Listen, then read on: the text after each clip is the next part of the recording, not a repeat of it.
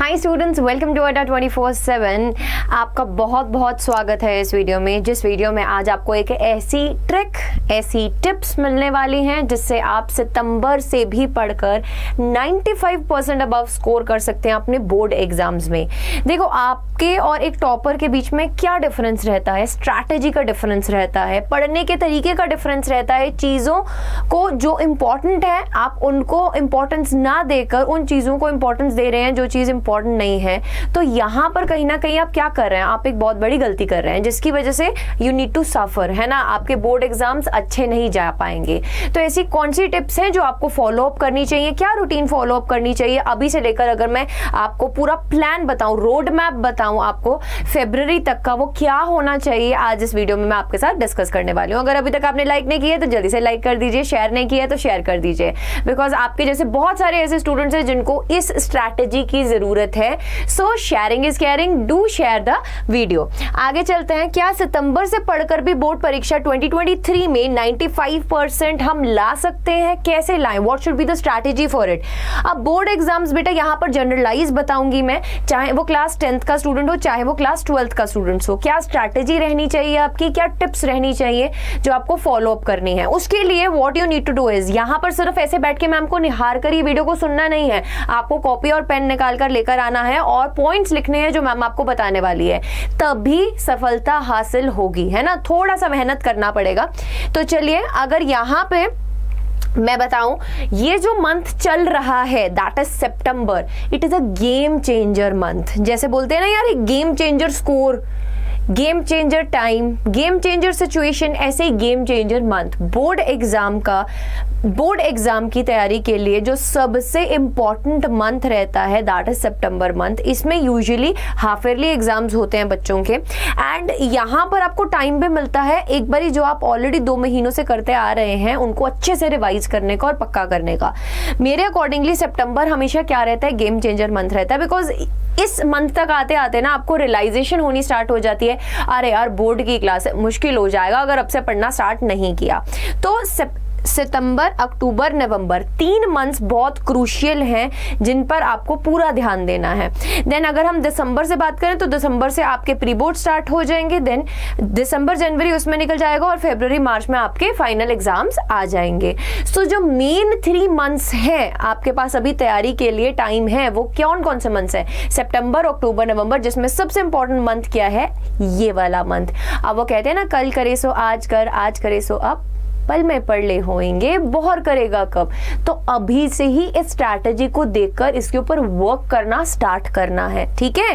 तो अभी अगर मैं बताऊं आपको कि टॉपर्स की स्ट्रैटेजी क्या होती है, ऐसा क्या होता है, क्या रूटीन हमको फॉलो करनी चाहिए अब से, अगर मैम हम टॉप करना चाहते हैं, 95% अबव लेकर आना चाहते हैं बोर्ड्स में, तो what should be our strategy? बेटा सबसे पहले stay away from social media, the most important thing.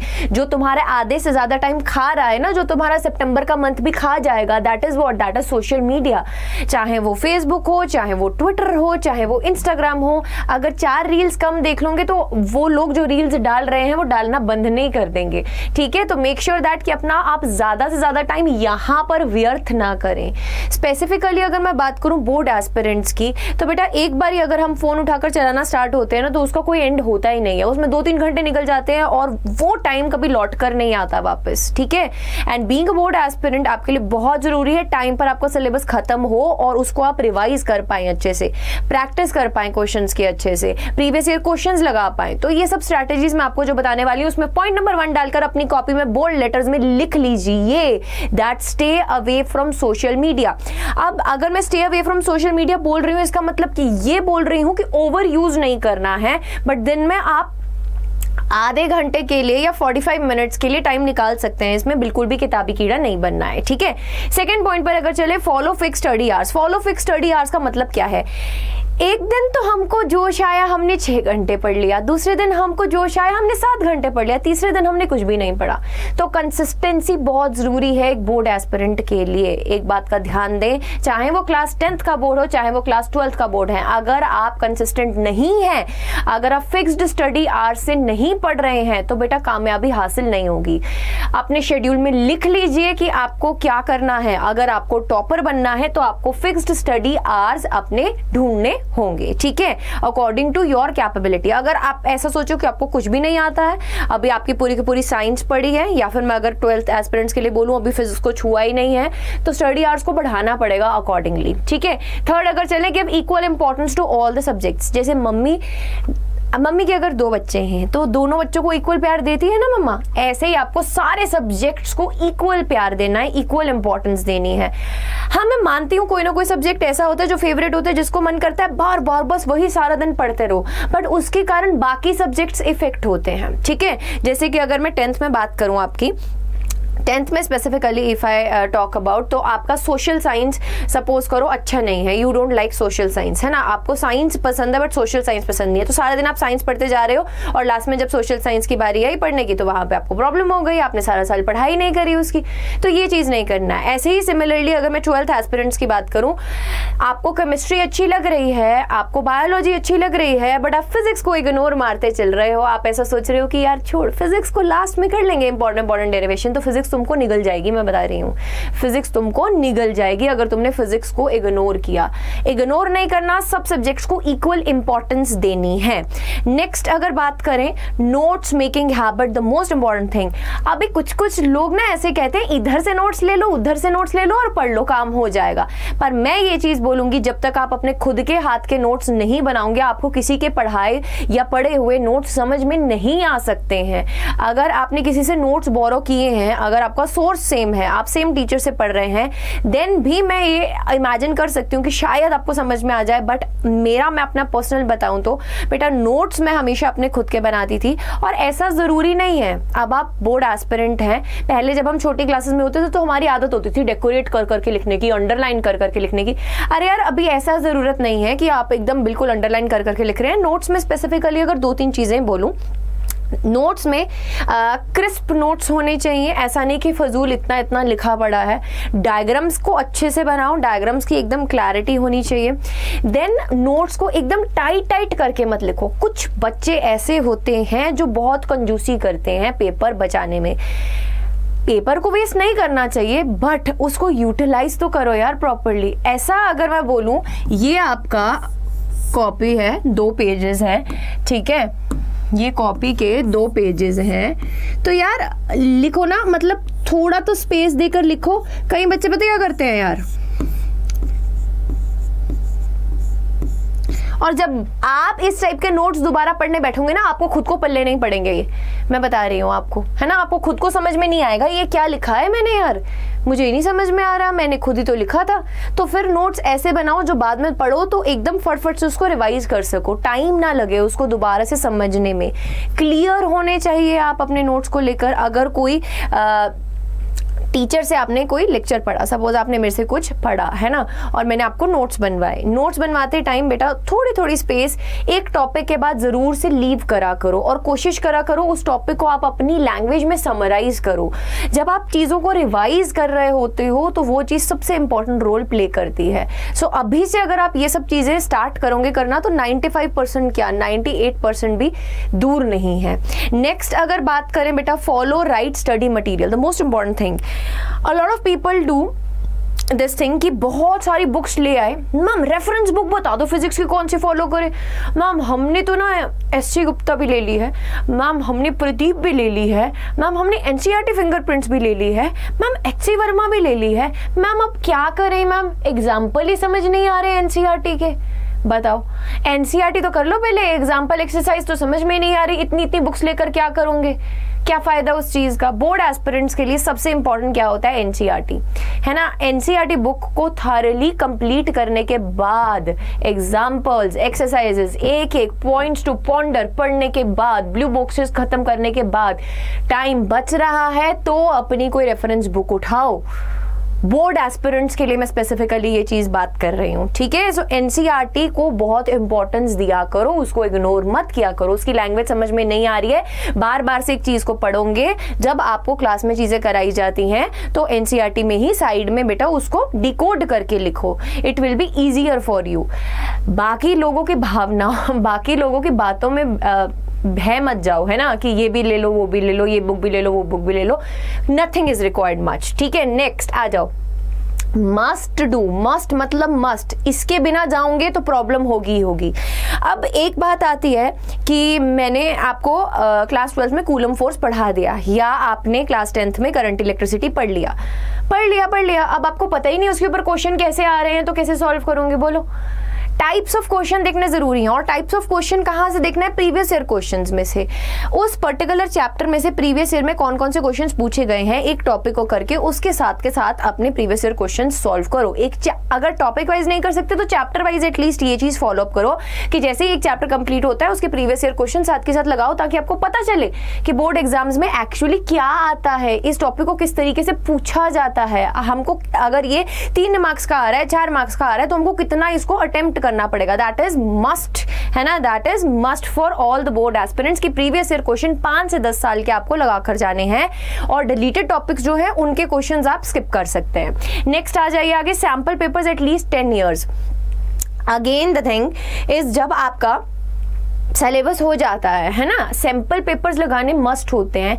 जब by the end of the year की अगर मैं बात करूं, जैसे अब आप आ जाओगे जनवरी फरवरी के टाइम पे आ जाओगे, उस टाइम पर according to this road map जो मैं दे रही हूं बेटा, sample papers is the key to success.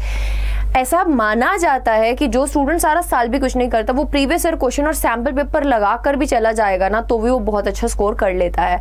तो सैंपल पेपर तो अभी से खरीद के रख लो, जिसमें आपको आइडिया मिले कि अगर आपका पूरा सिलेबस जब कंप्लीट हो जाए तो आप अगर पेपर देने बैठे हो, एक पेपर को पूरा बैठकर सॉल्व करो, आपको पता चलेगा कि कौन कौन से सब्जेक्ट में आप किस किस टॉपिक्स में वीक हो, आपको कहां से दोबारा पढ़ने की जरूरत है, कहां कौन से कंसेप्ट को दोबारा रिवाइज करने की जरूरत है। So this is also a very important point, ठीक है, this is also a very important point. Then is know your syllabus in detail. अब कुछ ऐसे लोग जिनको सिलेबस ही नहीं पता, शुरू हो गए पढ़ना, थोड़ा 2 क्वेश्चन इधर से पूछ लिया, 2 क्वेश्चन फोन पे पूछ लिया, अरे भाई इंपॉर्टेंट बता दे। तो यार आपको क्यों नहीं पता आपका सिलेबस क्या है? आपको पहले आपका सिलेबस पता होना चाहिए। पता चले जो डिलीट हो चुका है टॉपिक बोर्ड क्लास में, आप बोर्ड के पेपर में आपको आना ही नहीं है उस टॉपिक में से, आप वो भी पढ़ते जा रहे हो, टाइम वेस्ट करते जा रहे हो। तो एक बोर्ड एस्पिरेंट के लिए, चाहे वो क्लास 10th का बोर्ड है, चाहे वो क्लास 12th का बोर्ड है, बहुत इंपॉर्टेंट है क्या ये जानना कि उसका सिलेबस क्या है, उसमें डिलीटेड टॉपिक्स क्या हैं, उस सिलेबस को कंप्लीट करने की अप्रोच क्या रहनी चाहिए। ऐसा नहीं है कि सेकंड चैप्टर पहले स्टार्ट कर दोगे तो फर्स्ट चैप्टर पढ़ा ही नहीं, नहीं, आपको प्रॉपर एक फॉर्मेट में चलना पड़ता है। सो ये सब चीजें बहुत इंपॉर्टेंट है। ये सब चीजें अगर आपने स्टार्ट नहीं किया बेटा, आज से भी अगर आप इन स्ट्रैटेजीज को फॉलो करते हो, these are the topper strategies, अगर आप इन स्ट्रैटेजीज को फॉलो करते हो देन यू कैन अचीव इससे भी ज्यादा परसेंटेज ऑफ नंबर, है ना, 95% से भी ज्यादा नंबर आप अचीव कर सकते हो। नेक्स्ट इज 95% अबव लाने के 95% अबव लाने के क्या क्या जो फैक्टर्स हैं वो आपको फॉलो करने चाहिए। देखो सबसे पहला ये, can anybody decode in the chat box कि ये क्या कर रही है, बताओ ये क्या कर रही है। Can anybody decode dream, she is dreaming, है ना। आपको सबसे पहले एक सपना देखना पड़ेगा, ड्रीम इज इम्पॉर्टेंट, है ना। ख्वाब देखना पड़ेगा कि मैं बोर्ड में टॉप करना चाहता हूँ, मैं बोर्ड में 95% से अबव लेकर आना चाहता हूँ। अगर आपका ड्रीम ही नहीं है ना यार, अगर ख्वाब ही नहीं है तो उन ख्वाबों के लिए आप काम कैसे करोगे। ख्वाब देखना बहुत जरूरी है। सो ड्रीमिंग इज इम्पॉर्टेंट, है ना। सो ड्रीमिंग इज इम्पॉर्टेंट। इसमें अगर मैं यहाँ पे बात करूँ, what is this, what does this means. Dream हो गया, ड्रीम के बाद क्या, ये अब अपने सिर पर इतनी सारी बुक्स लेकर बैठी है, क्या इसको ये सारी बुक्स पढ़नी है? नहीं, आपको क्वालिटी पर फोकस करना है, ठीक है। ये जो टाइम है बेटा आपका सितंबर से लेके फरवरी तक का, अगर मैं बताऊं, this is a very crucial time. इसमें आपको प्रॉपर तरीके से अगर नहीं चलोगे तो प्रॉब्लम होगी। तो क्वालिटी इज इम्पॉर्टेंट। ऐसा जरूरी नहीं है कि सब करो, क्वालिटी वाली चीजों को उठाओ और उसको तरीके से करो, ठीक है। So quality is important. Next is not extreme, just consistent, very important factor एक बोर्ड एस्पिरेंट के लिए। कंसिस्टेंट रहना बहुत इंपॉर्टेंट है। अगर आप कंसिस्टेंट नहीं है ना किसी चीज को लेकर, आपने आज पढ़ा, कल नहीं पढ़ा, फिर परसों पढ़ा, फिर उसके बाद नहीं पढ़ा, तो बेटा वो जो आप ऐसा ऐसा ब्रेक लेते चल रहे हो ना 2-2 दिन बाद, तो आपको पिछली चीजें भी अल्टीमेटली भूलती जाएंगी और जो पढ़ा है उसका कुछ फायदा ही नहीं होगा। फिर दोबारा से स्क्रैच से स्टार्ट होना पड़ेगा। कब? दिसंबर जनवरी में। फिर आप चिल्लाओगे मैम 1 शॉट दे दीजिए, 1 शॉट दे दीजिए। और मैं यहाँ पे बता रही हूँ, जो बच्चा सारा साल पढ़ता है और जो बच्चा एंड में पढ़ता है उसमें बहुत अंतर होता है। बिकॉज आजकल जो पेपर आता है बोर्ड एस्पिरेंट्स का, चाहे 10th का हो चाहे 12th का हो बेटा, उसमें एक चीज़ दिमाग में डाल के चल लो कि पहले का जो लेवल होता था और अब का जो लेवल होता है उसमें ज़मीन आसमान का फ़र्क है। अब वाली जो अप्रोच रहती है वो वाला बच्चा नहीं जीत सकता उस पेपर में जो रट्टा मार के जाता है। नहीं, रट्टा तोता वाला बच्चा नहीं जीत सकता, उसको कंसेप्ट की नॉलेज होनी चाहिए। कंसेप्ट की नॉलेज कभी भी आपको एक दिन में नहीं आ सकती, आपको कंसिस्टेंट होना पड़ता है, रेगुलर होना पड़ता है उस चीज के लिए, ठीक है। तो कंसिस्टेंसी एंड रेगुलर होना मैटर करता है। देन फाइंड योर पैशन, आपको पढ़ने का पैशन होना चाहिए। जैसे गाना सुनने का पैशन है ना, कोई मूवी आई नहीं है ना, कोई मूवी आई नहीं, डॉक्टर स्ट्रेंज है ना, उसके रिलेटेड कोई मूवी आई, आपको थॉर, इन सब का पैशन है, आपको देखने का मन करता है ये मूवीज है ना। बट पढ़ाई का पैशन क्यों नहीं है? पढ़ाई का भी पैशन होगा तो आराम से आपका सिलेबस भी कंप्लीट होगा, नंबर भी आएंगे। पैशन होना अंदर से जरूरी है। अगर किसी चीज का हमको पैशन नहीं है ना तो कुछ अचीव ही नहीं कर सकते हम, ठीक है। सो make sure that these all things with smart work अगर आप फॉलो अप कर रहे हो तो आपकी नैया पार हो जाएगी, ठीक है, आपकी नैया पार हो जाएगी। देन अगर मैं बात करूं, बहुत सारे स्टूडेंट ऐसे होते हैं, स्पेसिफिकली बोर्ड एस्पिरेंट्स ऐसे होते हैं जो बार बार एक चीज बोलते हैं कि मैम मोटिवेटेड फील नहीं कर रहे हैं हम, we are not feeling motivated. बेटा ये जो मोटिवेशन आती है ना, ये पता कहाँ से आती है? अगर आप खुद को चैलेंज करते हो, आप खुद को चैलेंज करो, उस चैलेंज को अचीव करो, उसका रिजल्ट देखो, रिजल्ट देखकर ऑटोमेटिकली मोटिवेशन आएगी। अगर आप खुद को चैलेंज नहीं करोगे, उसको अचीव नहीं करोगे, उसका रिजल्ट नहीं देखोगे, बेटा you will never feel motivated. हाँ, यू कैन फील मोटिवेटेड अगर आप सिंपली यूट्यूब पर जाकर सर्च करोगे मोटिवेशन फॉर बोर्ड एस्पिरेंट्स, भर भर के वीडियोस आ जाएंगी। उसको अभी देखोगे, 10 मिनट के बाद फिर से वही हाल हो जाएगा। उसका क्या फायदा? वैसी मोटिवेशन का क्या फायदा? कोई यूज नहीं वैसी मोटिवेशन का। मोटिवेशन हमेशा अंदर से आती है, आग हमेशा अंदर से चलती है। कुछ अब देखो, एक स्पेसिफिकली कैटेगरी अगर मैं बात करूँ, एक स्टूडेंट्स इस कैटेगरी की भी होते हैं जिनको अगर हम धत्कारते हैं ना यार कि तू तेरे बस की नहीं है, तू नहीं कर सकता या कर सकती, तो वो कर कर दिखाते हैं वो चीज़, है ना। तो अब तुमको जानना है कि तुम कौन सी कैटेगरी के स्टूडेंट्स हो। क्या तुमको मोटिवेशन किसी और से चाहिए या तुम्हारे खुद के अंदर से ही वो मोटिवेशन आ सकती है? This is all in your hand, this is all in your head. यहाँ दिमाग से, यहाँ से स्ट्रॉन्ग फील करना है। बोर्ड एस्पिरेंट के लिए मेंटली स्टेबल होकर पढ़ना बहुत जरूरी है, ठीक है, बहुत जरूरी है।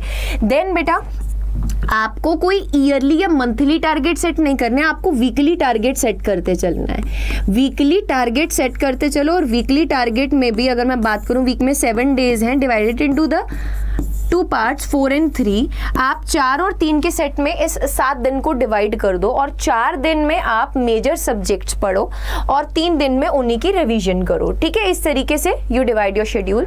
Then it's up to you that you are a early person and और you are a night owl. आपको दिन में ज्यादा पढ़ना अच्छा लगता है या फिर रात में पढ़ना ज्यादा अच्छा लगता है। मैं उसके ऊपर स्पेसिफिक नहीं बोलूंगी कि सुबह ही उठकर 5 बजे पढ़ो तभी हो सकता है, नहीं तो नहीं होगा, ऐसा कुछ नहीं बोलूंगी मैं। It only depends upon you, क्योंकि मैं पर्सनली अपनी बात बताऊं तो मुझे रात को चीज़ें ज़्यादा अच्छी समझ में आती थी। मेरे को रात को पढ़ना ज़्यादा अच्छा समझ में आता था, अच्छा लगता था मेरे को रात को पढ़ना। डे टाइम पर मेरे से पॉसिबल नहीं हो पाता था, बिकॉज इतना शोर रहता था, कुछ ना कुछ बाहर से आवाज़ आ रही है, कभी कोई जा रहा है बाहर से, कभी कोई घंटी बज रही है, कोई आ रहा है। तो डे टाइम पर मेरे लिए मुझे ऐसा लगता था पर्सनली पॉसिबल नहीं है। रात को मैं अच्छे से पढ़ पाती थी। अब आपको अपना शेड्यूल किस हिसाब से सेट करना है। अगर तो आप रेगुलरली स्कूल जा रहे हैं, then take off on Saturdays. Saturday Sunday you have 2 days. जितना आपका वीक का रहता है आप उसको सैटरडे संडे अच्छे से रिवाइज कीजिए। एंड एक हैबिट अपनी पक्का अपने शेड्यूल में डाल लेना, लिख कर डाल लो, है ना। ऐसे वर्बली भी नहीं, दिमाग में नहीं, लिख लो कि हर चीज को लिख लिख कर प्रैक्टिस करना है। साइंस स्टूडेंट्स, फिजिक्स स्टूडेंट्स, बेटा अगर मैं बात करूं साइंस की बात कर रही हूँ 10th वालों के लिए, फिजिक्स की बात कर रही हूँ 12th वालों के लिए, मैथ्स 12th वालों के लिए, एसएसटी या सोशल साइंस आपकी 10th वालों के लिए। देन इन दोनों कैटेगरी ऑफ स्टूडेंट्स की लिए एक बात दिमाग में एक फीड कर लो, जब तक आप किसी कंसेप्ट को लिखकर प्रैक्टिस नहीं कर रहे हो, आपको ऐसा पढ़ने से ऑरली ऐसा लगेगा कि समझ में आ गया, बट अगर आपको कोई 2 दिन बाद आकर पूछेगा ना तो आपको कुछ भी याद नहीं होगा। So make sure that you are writing all the things, ठीक है, इससे आपका प्रॉपर नोट्स भी बन जाएगा, ठीक है। सो 2 थिंग्स जो आपको बिल्कुल ध्यान में रखना है, that is notes making and homework. जो भी आपका डीपीपीज वगैरह रहता है, होमवर्क रहता है ना, वो सब चीज़ें आप रेगुलर बेसिस में करते रहें, ठीक है, उससे बिल्कुल भी पीछे ना हटें। और इसी प्रिपरेशन में अगर आपको ऐसा लगता है कि आप हमारा साथ चाहते हैं तो बेटा यहाँ पर आपके लिए डिफरेंट कोर्सेज लॉन्च किए गए हैं। अगर मैं क्लास 12th एस्पिरेंट्स की बात करूँ तो यहाँ पर आपके पास 3 कोर्सेज हैं। कॉमर्स के लिए कॉमर्स का कोर्स है, साइंस वाले स्टूडेंट्स के लिए साइंस का, आर्ट्स वाले स्टूडेंट्स के लिए आर्ट्स का। These are the prices for respective 12 months, जिसपे आपको 17% ऑफ मिल सकता है if you will use my code as Y549। आपको 17% रिबेट मिलेगा इन दिस प्राइजेस। ये पर्टिकुलर कोर्सेज जरूरी नहीं है आपको 12 मंथ्स के लिए बाय करने हैं, आपके पास ऑप्शन भी है 2 मंथ्स का भी आप बाय कर सकते हैं, 6 मंथ्स का भी आप बाय कर सकते हैं। उसके बाद अगर मैं बात करूं, आपको कोर्सेज मतलब प्रॉपर लाइव क्लासेस नहीं चाहिए, सिर्फ और सिर्फ आपको प्रैक्टिस क्वेश्चंस चाहिए, you need e books, so these are also available on our app. मैं अभी आपको प्रोसीजर बताऊंगी आप कैसे इसको अवेल कर सकते हैं। बेटा the price is 1099 for science, इसमें आपके पास चैप्टर वाइज ई बुक्स होंगी। Similarly e books for commerce is also of 1099, you can avail maximum discount on it also for approximately 17% का डिस्काउंट मिलेगा if you will use the code as Y549। उसके बाद आती है class 10th की कहानी। बेटा क्लास 10th में निश्चय बैच ऑलरेडी लॉन्च हो चुका है 24 अगस्त से। आप अगर यहाँ पर एनरोल करना चाहते हैं, हमारे स्टार फैकल्टी से पढ़ना चाहते हैं, Nidhi ma'am, Gagan sir, Kanishka ma'am, Shipra ma'am, Raghavendra sir, इनसे आप पढ़ना चाहते हैं तो आप इसमें एनरोल कर सकते हैं। बिकॉज 10th का जो बोर्ड होता है ना, वो फर्स्ट बोर्ड होता है हमारी लाइफ का और वो बहुत क्रूशियल होता है। उसमें अगर मैं बात करूं तो जब हम एडमिशन हमारी 10th में एंट्री होती है ना, तो वो फीलिंग ऐसा सिर पे ऐसा घूमती रहती है, यार बोर्ड क्लास है, बोर्ड क्लास है, बोर्ड क्लास है। तो उसमें टाइम से एडमिशन लेना, पढ़ना, सिलेबस कंप्लीट करना और वो चीज़ें पढ़ना जो पेपर पॉइंट ऑफ व्यू से इंपॉर्टेंट है, वो सिर्फ एक प्रॉपर आपको गाइड या एक टीचर ही बता सकता है। So you can enroll in this Nishchay batch by using the code Y549 of your physics को और मैम कोड। जैसे ही आप ये कोड यूज करेंगे, द प्राइस इज ऑफ 4399, इस पे आपको ऑफ मिलेगा 17%। कैसे मिलेगा अभी मैं दिखाऊंगी। अगर आपको सिर्फ और सिर्फ ई बुक्स चाहिए, आपको क्लासेस लाइव नहीं लगानी है बेटा, 1099 को प्राइस है of the e books, you can avail this also, ठीक है। And other than that class 11th aspirants भी अगर मेरे को सुन रहे हैं जो कि अल्टीमेटली क्लास 12th में जाने वाले हैं, they can enroll in this Saksham batch 2। You can use my code Y549 for this and you will avail full 1 year course in 1285 rupees only, ठीक है। अभी मैं आपको जल्दी से बता देती हूँ, अगर अभी तक लाइक नहीं किया, शेयर नहीं किया, लाइक शेयर कर दो, कमेंट जरूर करके बताना कि कैसी लगी आपको strategies, and subscribe the channel for all the upcoming videos. Let me tell you फटाफट से कि आप ये कोर्स को कैसे अवेल कर सकते हैं। बेटा आप सिंपली यहाँ पे टाइप करेंगे गूगल पर जाके Adda 24/7, once you click on it, all courses के अंडर जाएंगे। ऑल कोर्सेज में स्कूल K-12 कैटेगरी में आप क्लास 10th पर क्लिक करेंगे। क्लास 10th पर क्लिक करेंगे तो CBSE क्लास 10th पर जैसे ही आप क्लिक करेंगे आपके सामने ये बैच आ जाएगा, निश्चय बैच। इसमें बेटा what you need to do is, जैसे ही आप बाय नाउ पे क्लिक करेंगे आपको एक कोड फीड करना पड़ेगा। This is a cheat code which can help you to achieve this course at minimal price. जैसे Y549 आप अप्लाई करेंगे तो बेटा Y549 अप्लाई करने के बाद पूरे साल की प्राइस आपकी 3651 रुपीज हो जाएगी, ठीक है। अगर मैं पर सब्जेक्ट भी प्राइस बोलूं तो वो कम पड़ रही है, बहुत कम पड़ रही है, जिसमें आपको सारे सब्जेक्ट्स की कवरेज मिल रही है with E books. So 3651 is the price for this. इसका लिंक डिस्क्रिप्शन बॉक्स में भी डलवा दिया जाएगा। प्रोसीजर मैंने ऑलरेडी बता दिया है। कोड क्या यूज करना है बेटा, Y549 यूज करना है। अदर देन दैट अगर आप क्लास 12th एस्पिरेंट्स हैं तो क्लास 12th एस्पिरेंट्स क्या कर सकते हैं, स्कूल K-12 कैटेगरी की जाके CBSE बोर्ड्स में यहाँ पे साइंस कोर्स के लिए अप्लाई कर सकते हैं। यहाँ पे द प्राइस इज अगेन 9999, जिस पे आपको ऑफ मिल सकता है अगर आप यहाँ पर भी कोड लगाएंगे। कौन सा? Your physics code ma'am army code Y549 apply कीजिए। It will cost you approximately 8 to 99 rupees only. अब 12th का बोर्ड का जो प्राइस है और 10th के बोर्ड के प्राइस में हमने कुछ डिफरेंस रखा है। वो क्यों? क्योंकि 12th के बोर्ड में सिलेबस भी ज़्यादा रहता है ना। एंड यहाँ पर प्राइस में बेटा इसमें हम CUET की आगे एंट्रेंस की भी आपकी तैयारी करवा रहे हैं, इसमें वो चीज़ें इंक्लूडेड है ना। MCQ बेस्ड क्लासेस भी लगेंगी आपकी इसमें, तो that is why the price is this, ठीक है। Otherwise go for the respective courses, links are available in the description box. Don't forget to like, share, subscribe and do comment in the comment section कैसी लगी tips. Till then stay tuned, जुड़े रहिए हमारे channel के साथ, अड्डा school channel के साथ। And bye bye all of you and take care.